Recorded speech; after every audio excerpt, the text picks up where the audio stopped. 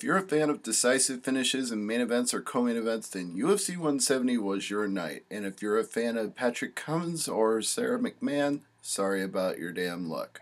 Ronda Rousey only needed 1 minute and 6 seconds to win the main event with liver shots via knee. And there was some controversy about this too, because when Sara McMann dropped down to her knees and was eating shots on the ground, she didn't get back up fast enough and Herb Dean waved it off. But to be fair to Herb Dean, she had been hit by multiple knees in that same spot, and when she slumped, she looked done for. She even said as much on the post-fight interview. She said, "It's not Herb Dean's fault that I didn't get back up fast enough." So, a very classy move by Sara McMann. Nobody can fault her here. And Ronda Rousey, she just lapped up the booze and said, "Hey guys, thanks for the emotion." So, she's going to take it whether they love her or hate her, but even if they hate her, she still wins. She does it again.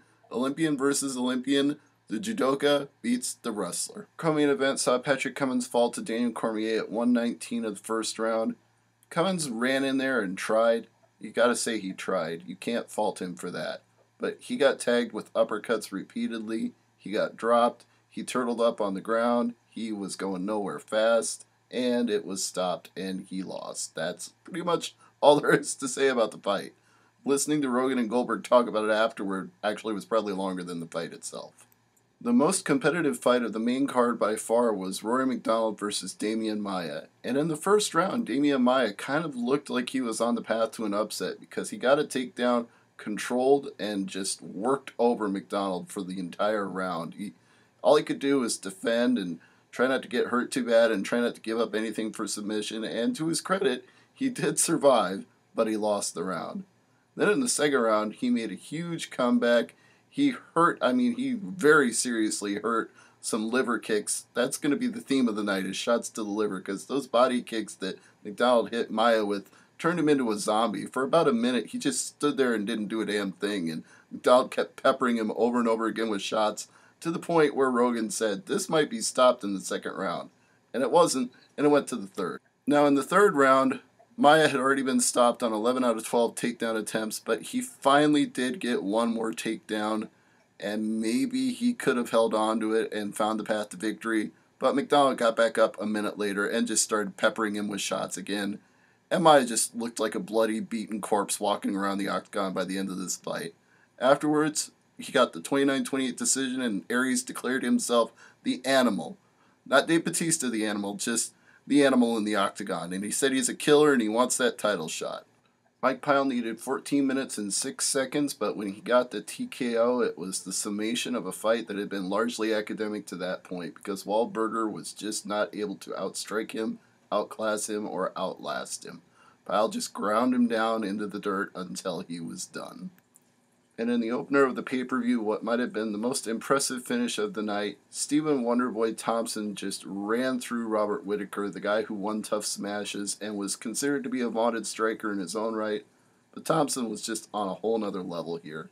Accurate, hard-hitting, just brutal. Whittaker might have been able to get off a jab or two here or there, but he just wasn't keeping up. It was just Thompson had combo after combo and was throwing everything in the kitchen sink at him, and eventually he just toppled him and he fell. It was academic. It was a beating. It was Thompson winning handily and making a point that he should be considered one of the elites at welterweight. Alexis Davis got a split decision in the main event of Fox Sports 1, 2 29-28s and a 28-29. To me, it was 29-28 for sure, but I guess maybe the first round you could have seen go either way, but regardless, Alexis Davis looked like she was in control in this fight and got the victory as a result. There was absolutely no doubt with Raphael Assunção and Pedro Munhoz. It was not nearly as lopsided as Cummins versus Cormier, but it was lopsided. This was number 3 fighting an unranked guy, and much like the Cormier fight, one guy just was not in any class to be in the octagon with the other.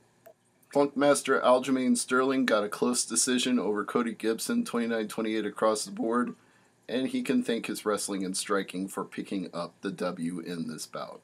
Zach Funsize Makovsky picks up a unanimous decision from the judges, 30-27x2 and 29-28, in a bout that showcases why he could be the future of the flyweight division and even earned him a few comparisons to Demetrius Johnson, courtesy of Goldberg and Rogan.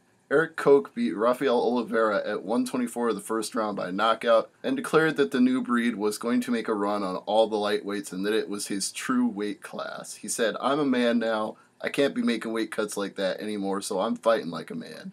And he did. And in a fight that was so boring, I really don't have much to say about it. Ernest Chavez beat Yustenis Cedeno by split decision. The scores were 29-28, 28-29, 30-27.